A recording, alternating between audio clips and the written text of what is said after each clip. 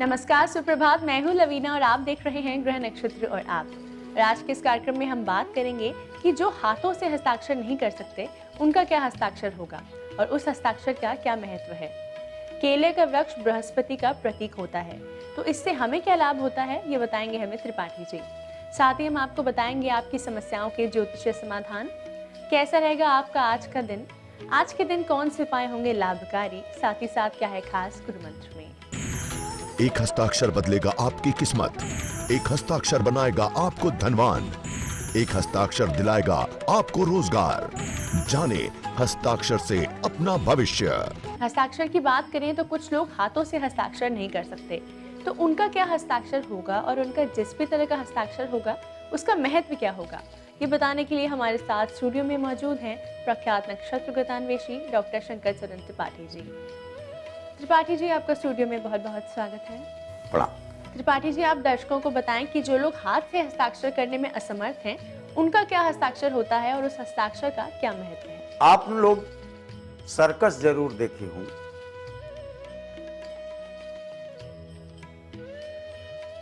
और कहीं ना कहीं आपको एक चित्र भी देखने को मिला होगा कि हाथी अपनी सूंड में ब्रश लेकर के पेंटिंग कर रहा है। हाथी अपनी सूंड में कलम लेकर के हस्ताक्षर कर रहा है। ये तो आपने देखा होगा, कॉमन भी है। इस चिंतन पर जाने की आवश्यकता नहीं। कदाचित मानव भी अभी पिछले वर्ष के पब्लिक सर्विस कमीशन में, यूनियन पब्लिक सर्विस कमीशन में एक उत्तराखंड का छात्र या छात्रा, मुझे अच्छी तरह स्मरण में है, पैर हाथ नहीं थे और पैरों से लिखकर उन्होंने आईएएस की परीक्षा पास की। एक और उदाहरण मिला जिसमें पैर और हाथ दोनों नहीं है, मुख से कलम रख करके और सब कुछ लिखा गया है। ऐसे लोगों के हस्ताक्षर पैर से हों या मुख से हों या किसी भी अंग से हों, जंतुओं के हों, जानवरों के हों, मानवों के हों, संकल्प शक्ति ही हस्ताक्षर का प्रतिबिंब है। वो पैर से हो, वो मुख से हो, वो नेत्र से हो, वो कान से हो, वो हाथ से हो, लेकिन हस्ताक्षर कदापि नामाक्षर नहीं है। संकल्प शक्ति का उद्भूत और विकास दोनों हस्ताक्षर में अंकित होता है। आत्मिक प्रकाश की अनुभूति और स्व प्रकाश के अवलोकन की प्रक्रिया तथा उसका प्रतिबिंब उस प्रकाश का आपका हस्ताक्षर होता है, जो अभिव्यक्ति संकल्प का मूल है। इसलिए अंगों उपांगों द्वारा किए जाने वाला हो हस्ताक्षर निश्चित तौर पर पादाक्षर क्यों न हो, मुखाक्षर क्यों न हो, लेकिन वो संकल्प शक्ति से जुड़ा होने के कारण ऐसे व्यक्ति का संकल्प हिमालयन कॉन्फिडेंस से तुलना किया गया है। यानी ऐसा व्यक्ति जो लिख देगा वो अडिग होगा, स्थिर होगा, और जो सोच लेगा कार्य करने की उसे कर डालेगा, ऐसा वैदिक प्रमाण से जाना जाता है। इसी के साथ आइए जानते हैं हमारे आज के पहले कॉलर कौन है। गुरुजी प्रणाम, मैं आराधना अग्रवाल। मैं अपने हस्बैंड राजेश अग्रवाल के बारे में पूछना चाहती हूँ। जिनकी डेट ऑफ बर्थ है 11 अगस्त 1967, शाम को 4:44 जन्म है झांसी। इनकी आर्थिक स्थिति में जानना चाहती हूँ कि इनकी आर्थिक स्थिति कब तक ठीक होगी, कोई जोशी उपाय बता। धन्यवाद गुरुजी। याज्ञवल्क्य ने सीधे कहा है कि अगर द्वितीय सोकर चतुर्थ भाव पर बैठ जाए, वो भी शनि, व्यक्ति पैसे पैसे के लिए मोहताज हो जाता है। यहाँ तक कहा है छिद्रानु मुद्रा, यानी छेद वाली मुद्रा उस समय चलती रही होगी, तभी ये उदाहरण दिया गया है। यानी छेदहा पैसा भी ना हो उस व्यक्ति के पास, खोटा सिक्का भी ना हो उस पैसे के पास, इतनी दरिद्रता घेर लेती। लेकिन इसका उपाय भी दिया। अभी अभी मैंने गूलर के वृक्ष को दिया ना, पश्चिम की तरफ मुख करके गूलर के पेड़ के नीचे बैठकर कनक धारा का पाठ कर लें आप। ज्यादा दिन नहीं, 42 और 4 2 6, 3 दिन कर ले। और 5 मिनट पाठ करने में लगता है।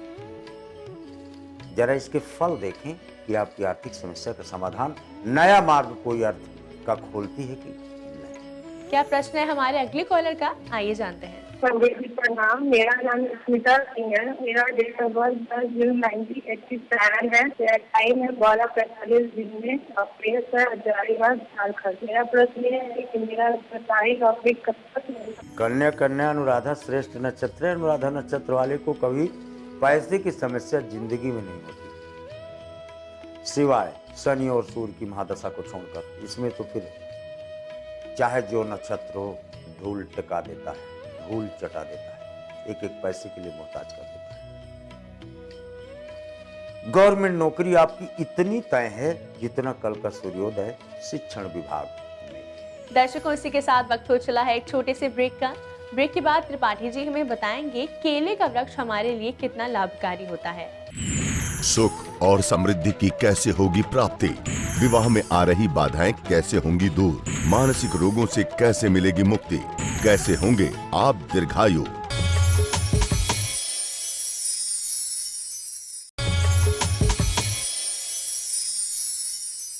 स्वागत है आपका ब्रेक के बाद ग्रह नक्षत्र और आप में। केले का वृक्ष जो कि बृहस्पति का प्रतीक होता है वो हमारे लिए कितना लाभकारी है ये बताएंगे हमें त्रिपाठी जी, लेकिन उससे पहले आइए जानते हैं हमारे अगले कॉलर कौन है। गुरुजी प्रणाम, मैं आयुषी जैन जयपुर राजस्थान से बोल रही हूँ। मेरा डेट ऑफ बर्थ 5/12/1993 को दिन के 23 मिनट पे जयपुर में हुआ है। गुरुजी मेरा प्रश्न ये है, मेरा ग्रेजुएशन कंप्लीट हो गया है और मैं अभी कंपनी सेक्रेटरी की तैयारी कर रही हूँ। इसमें मुझे सफलता कब तक मिलेगी, नौकरी किस क्षेत्र में लगेगी, कृपया बताइए। मैं सिंह मघा शनि स्वग्रही एकादश भाव पर विद्यमान है और शनि सामुद्रिक बेल्ट गणना का क्रम, सारी गणनाएं वायु से ही तो हुई हैं। पहली गणना का क्रमांक या इंद्री मासा पृथक वपसा पूरे माने मासा तोला, यहाँ से जो गणना होती है उसके नीचे भी गणना है। अणु, परमाणु, तक, निमि, पल, उन गणनाओं के क्रमांक में आप अकाउंट्स डिपार्टमेंट में ही जाने के क्रमांक स्वग्रही शनि तथा चंद्रमा की युति के कारण समुद्र के किनारे भारतवर्ष में कार्य करने का प्रमाण देखा जाता है। और यह कार्य करने का जब प्रमाण आ गया इसका मतलब यह कोर्स आप कोर्स कर लेते हैं। दर्शकों, इसी के साथ वक्त हो चला है आज के आखिरी कॉलर से जुड़ने का। क्या समस्या है इनकी, आइए जानते हैं। मैं लालिमा दान मुंबई महाराष्ट्र से बोल रही हूँ। मुझे मेरी बेटी सुनीता दान की शादी के बारे में पूछना है। उसकी डेट ऑफ बर्थ है 15 नवंबर 1978, सुबह 10:54 अंधेरी मुंबई में है। मुझे उसकी शादी के बारे में पता करना है। शादी की बात बनते बनते रुक जाती है या बनती नहीं है, तो ये इसके लिए मुझे थैंक यू सो मच। धनुवृष कृत्तिका उल्टा है क्रम ना, वृष का कारक शनि है, कृत्तिका का सूर्य है, सूर्य शनि में टकराहट है, इसलिए अपने आप में 42 वर्ष तक जाकर के शादी हो, 41 वर्ष में शादी हो, ऐसा वेदों में प्रमाणित किया है। कब पैदा हुए हैं? 78 में। 78 में आप जोड़ दो 9, 8, 17, लगभग 39 वर्ष की, 38 वर्ष तो हो ही गया इनको। 8, 3, 11, 8 मार्च 2017 के पहले इनका विवाह फाइनल हो जाएगा। और मार्च की संख्या 3, 12 है, यानी दिसंबर भी है। और किसके साथ होगी इनकी शादी? सुनीता वेट्स यम, इनके पति का नाम पापा बाबा मासे है, शिक्षण प्रशिक्षण कार्य में रत। त्रिपाठी जी, अब आप दर्शकों को बताएं कि केले के वृक्ष से हमें किन लाभों की होती है प्राप्ति। सुख और समृद्धि की कैसे होगी प्राप्ति, विवाह में आ रही बाधाएं कैसे होंगी दूर, मानसिक रोगों से कैसे मिलेगी मुक्ति, कैसे होंगे आप दीर्घायु। केले के वृक्ष को संपत्ति, समृद्धि, सुख, पति कारक, पत्नी कारक, सब कुछ कह दे। सर्व मंगल मंगल्ये शिवे सर्वार्थ साधिके शरण्ये त्र्यंबके गौरी नारायणी नमोस्तुते। नारायण शब्द से भी उद्बोधित है ये वृक्ष, क्योंकि नर का अयन है, संपूर्ण भोजन भी है। वैज्ञानिक तथ्यों में कुछ भी ना मिले, केवल केला खा लें तो भी संपूर्ण भोजन, सारे पौष्टिक तत्व आपको प्राप्त हो जाते हैं। तो ज्योतिष विज्ञान कहता नहीं, ये 5 प्राणों का अधिष्ठाता है, प्राणापान समायुक्तो पचामन्यम चतुर्विधम सर्वस्य चा अहम। मैं सब कुछ हूं, केला कहता है। और यदि सन्निविष्टो, सबके हृदय में प्राण के रूप में अवस्थित हूं। मत्त स्मृतिर्ज्ञानम अपोहनम च, ज्ञान अपोहन और स्मृति मुझसे ही प्राप्त होती है, क्योंकि मैं बृहस्पति हूं। यह वृक्ष बृहस्पतिवार के दिन अगर पूजा जाए तो कुंवारी कन्याओं को पति प्राप्त होता है। आर्थिक समस्या हुई तो धन की समृद्धता बृहस्पति के उपाय से सिद्ध हो जाती है। धन का प्रतीक है, समृद्धि का प्रतीक है, मंगल कार्यों का प्रतीक है केले का वृक्ष। लेकिन घर के अंदर क्यारी में लगा सकती है छोटे रूप में, अन्यथा इसकी तो बहुत बड़ी खेती भी होती है। लेकिन इसके पत्तों में गज यानी हाथी के कान के पत्तों के तादर्श होने के कारण इसके दर्शन मात्र से व्यक्ति के अंदर उच्च कोटि के विचारों का अभ्युदय होता है। इसके समक्ष बैठकर बृहस्पतिवार को कदाचित पूजा करने पर इससे निकलने वाला पुष्प पहले तो लाल निकलता है और फिर वो पीले में तब्दील हो जाता है। यानी मंगल और बृहस्पति दोनों की ऊर्जा है। इस कारण से पतियों को दीर्घायुत्व प्रदान करने के लिए इस व्रत का अनुष्ठान केले के समक्ष पूजा करते हुए किया गया है। किसी भी मांगलिक कार्य में जब तक केले का पत्ता न हो उस मांगलिक कार्य की पूर्णता नहीं होती। और तो और भोजपत्र का सगा भाई है केला। भोजपत्र पर जब भोजपत्र की कमी हो जाती थी तब केले के पत्तों पर हमारी पांडुलिपियां लिखी जाती थी। 100 वर्ष तक केले का पत्ता मुरझाकर भी कभी समाप्त नहीं होता। बहुत बड़ी बात है, क्योंकि केले के ऊपरी तादृश जो हरा हरा दिखता है उसके भीतर इतने रेशे होते हैं जैसे किसी ने सुई और धागे से पिरोया हो। और केले की जड़ पानी के साथ पीस कर ले लेने पर काम शक्ति नष्ट हो जाती है। योगी जन काम को जीतने में केले की जड़ का प्रयोग करते हैं, क्योंकि अत्यंत शीतल होता है। अतिसार, मिर्गी, उन्माद, मस्तिष्क पागलपन जिन लोगों को होता है, केले के पत्तों, केले की जड़ों का पान करने पर तत्काल शीतलता प्रदान होती है। दाहकता से युक्त जिनका हृदय होता है उनको इसके स्पर्श मात्र से लाभ होता है, ऐसा वैदिक प्रमाण से जाना। त्रिपाठी जी, इतनी महत्वपूर्ण जानकारी के लिए और आपकी आज की उपस्थिति के लिए आपका बहुत बहुत धन्यवाद। प्रणाम। दर्शकों, इसी के साथ वक्त हो चला है एक और छोटे से ब्रेक का। अगर आपकी मित्रता में आ रही हैं बाधाएं, आपकी लाख चाहने पर भी नहीं हो रहा है कोई समाधान और आपके संबंधों में आ रही है दरार, तो उन संबंधों को मजबूत बनाने के लिए क्या है खास गुरु मंत्र में, ये बताएंगे हमें आचार्य राजेश जी ब्रेक के बाद। आप बने रहिए हमारे साथ कार्यक्रम ग्रह नक्षत्र और आप में।